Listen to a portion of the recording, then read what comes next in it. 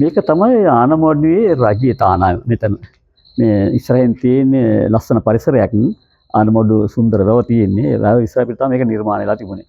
ඒක අති සුන්දරම වූ තානාව රාජ්‍ය තානාවම.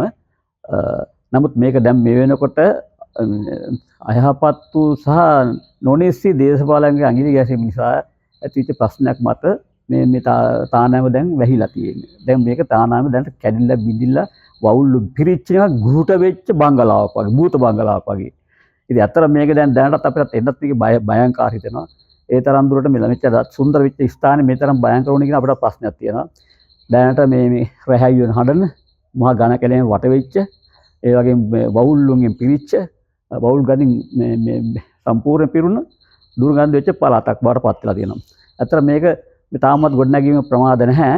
නමුත් මේක කරන මම හිතන්නේ සුද්ධ වෙන අලුතෙන්ම ඉදි කරන්න සිද්ධ වෙන තානායම මොකද සීළු දේවල් කඩා වැටිලා. ඒ විතරනේ මේක මේ සල්ලාලෙන්ගේ එහෙම නැත්නම් වෙනත් අයගේ ජරා ජීර්ණ වෙච්ච තැනක් තමයි මෙතන දැන් වෙලා තියෙන්නේ. ඒ හින්දා මම හිත කිසි කෙනෙකුත් මේ පැත්තේ එන්න බයයි දැන්. මේ වටේ ආවට තියෙන දැන් මහා ඝන කැලයක් වෙලා තියෙනවා. ඒ කියන්නේ මේ සාමාන්‍ය දුරට වෙන සත්තුත් ඉන්න පුළුවන් තරමට මහා ඝන කැලයක් බවට පත් වෙනවා. මෙච්චර සුන්දර ස්ථානේ. අතර හැමෝටම දුකයි ආනමඩුවේ තියෙන සුන්දර ස්ථාන නිසා ආනමඩුවේ සීලම මේකේ ඉස්සර තිබිච්ච මංගල්‍යයන් විවිධ උත්සව ඊළඟට තිබිච්ච රාජ්‍ය නිලධාරීන්ගේ උත්සව රැස්වීම් ඒට අදාළ කාමරක් තියෙනවා. මේක තාමත් ඒ පහසුකම් තියෙනවා. නමුත් කාමර පහසුකම් තිබුණාට දැනට මහ ගූට බවක් තියෙනවා. මහ පාළු බවක් තියෙනවා. කියවන හැකි තරම් දුර්ගන්ධයකින් පිරී පවතින මේ ආනමඩුව මේ තානායම. මේක ඇත්තටම බලදරින්ගේ යොමු වෙලා මේ ආනමඩුවට නැවත තානාවක් අලුත් තානාවක් හරි අවශ්‍යයි. මේ ස්ථානයේ තියෙනවා බෙන් කරපු තැන ඉස්සරහින් අධ්‍යාපන කන්තෝරු තියෙනවා. හරි සුන්දර ස්ථානයක්. දැන් නම් වල් බිහිවිච්ච මහ ගූට ස්ථානයක්. මේ සම්බන්ධයෙන් මට ලොකු දැඩි කනගාටුවක් තියෙනවා. ඒ මන්ද කියනවා නම් මේ සම්බන්ධයෙන් මේ ගැන උනන්දු වෙච්ච හිටියා රාජ්‍ය මන්ත්‍රීවරයෙක් හිටියා අශෝකඩි මංගම එතුමා. එතුමා හරි නිර්මාණශීලී.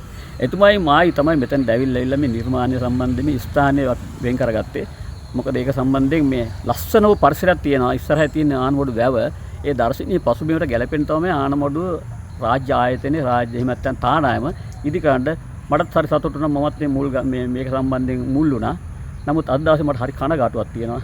අද දවසේ මේක දවසින් දවස ගරා වැටෙනවා. හොරුමාංකොල්ල කාර්මික වැඩියෙන් බිහි වෙලා තියෙනවා. මේ මහා ඝන කැලයක් දැන් මේ වෙනකොට මේක ඇතුලේ බිහි වෙලා තියෙනවා. අතීතයේ දැන් මොකද්ද මේකට වෙලා තියෙන්නේ? මේක තමයි ආනමඩුවේ රාජ්‍ය තානායම. එහෙම නැත්නම් මිනිසුන්ට පහසුවෙන් මේ නවතැන් ගන්න පුළුවන්. එහෙම නැත්නම් තමන්ගේ මංගල්‍යයන් ගන්න පුළුවන්, උත්සව ගන්න පුළුවන් හොඳම තැනක් තමයි ආනමඩුවේ තානායම. සාරි සුන්දර වටපිටාවක් තියෙන. ඉස්සරහින් තියෙන ආනමඩුවේ වැව සුන්දර වැව. ඉස්සරහින් අධ්‍යාපන කන්තෝරුව. ඒ වගේම හොඳ ප්‍රවේශ මාර්ග තියෙනවා මේකට. 1988 ගම්මුදාට හදපු මේ තානායම එකල තිබිච්ච හොඳම මධ්‍යස්ථානයක් වුණා. මිනිස්සු නවතෙන්න හොඳ උත්සව ගන්න කියලා හොඳම තැනක්. නමුත් කාලය ගැවීමෙන් දේශපාලඥ විසින් අතගැසීමෙන් සහ අනවශ්‍ය පාලකයන් මේකට දැමීමෙන් මේක දවසින් දවස පිරෙන්න පටන් ගත්තා. පිරුණා විතර නෙමෙයි මේක දැන් අද වෙනකොට සම්පූර්ණ කැලයක් බවට පත් වෙලා මේක සියලුම පාලනයෙන් බැහැර වෙලා තියෙනවා. නගරයේ තියෙන දැනට තියෙන හොඳම නැති ස්ථාන. එහෙම නැත්නම් ජරා ජීර්ණ ස්ථානය, එහෙම නැත්නම් කඩා බිඳිච්ච ඇති ස්ථානය බවට පත් වෙලා තියෙන මෙතන. මේ සම්බන්ධයෙන් මාධ්‍යයෙන් ගොඩක් හැමතැනින්ම කියවුණා. අපිත් බොහෝ මේ බලදාන දැනුම් දුන්නා. නමුත් කිසිෙකත් මේ කන් ඇහෙන්නේ මේවට මේ දකින්න බලන්නවත් දෙන්නේ නැහැ.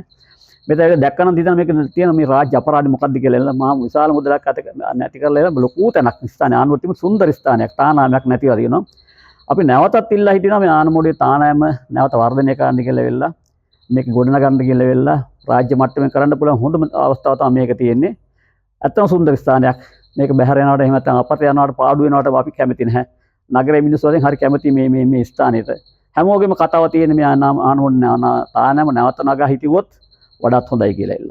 මේ ගොඩනැගිලි ගැන මොනවද කියන්නේ? මේ ගොඩනැගිලි දැනට තියෙන හැටියට නම් සිවිලෙන් කැඩිලා එහෙම නැත්නම් තිබිච්ච බඩු භාණ්ඩ හොරා අරගෙන ගිහිල්ලා එල්ල ඊට පස්සේ දොර ජනේල කැඩිලා ඉඳලා කාමරවල තිබෙන උපකරණ නැහැ. සීළු දේවල් අතහැරලා දාලා තියෙන්නේ. එතකොට මං හිතනවා දැන් තියෙන මේකේ තියෙන ව්‍යුහය නම් තරමක් හොඳයි. නමුත් උඩින් තියෙන බාහිර පෙනුම නම් සම්පූර්ණයෙන්ම අවුල්. නැවත ඉදි කරන්න මම හිතන්නේ ලොකු මුදලකුත් යාවි. කෙසේ නමුත් එහෙම මුදල වැය කළා හරි කමන්නේ මේ රාජ්‍ය සංචාර දෙපාර්තමේන්තුවේ සංචාර මණ්ඩලයෙන් හරි කමන්නේ මේක ඇති කරනවා නම් මොකද මේක හොඳ සංචාරක මාර්ගයක්. අනුරාධපුරයට යන මේ විදේශීය අයට මේක නතර වෙන්න පුළුවන්. ඉස්සර එහෙම තමයි තිබුණේ. විදේශ සංචාරකයෝ යනකොට අනුරාධපුර යනකොට මෙතන සම්පූර්ණ නවතරලා ගියේ. එතකොට මේක හොඳ මේ ආදායම් මධ්‍යස්ථානයකට බවට පත් වෙනවා. රටට හරි ප්‍රයෝජනවත් තැනක් ඉස්සන බව පත් වෙන ඉස්සරහදී. මෙහෙම තිබුණොත් මේ ජනේල් දොරවල් උවව ෆෑන් මේ ඔක්කොම බඩු තියෙන මොකක් වෙන්නේ මේ විදිහට තිබුණා. ඔව් මේ ජොර්ජනල් මෙහෙම තිබ්බොත් එමේ සියලු දේවල් මේ දැනටත් ගලවගෙන ගිහලා තියෙනවා. දැන් බලන්න පුළුවන්, දකින්න පුළුවන් මේසවල දේවල් නැහැ. දේවල් ගලවගෙන ගිහලා තියලා තියෙනවා.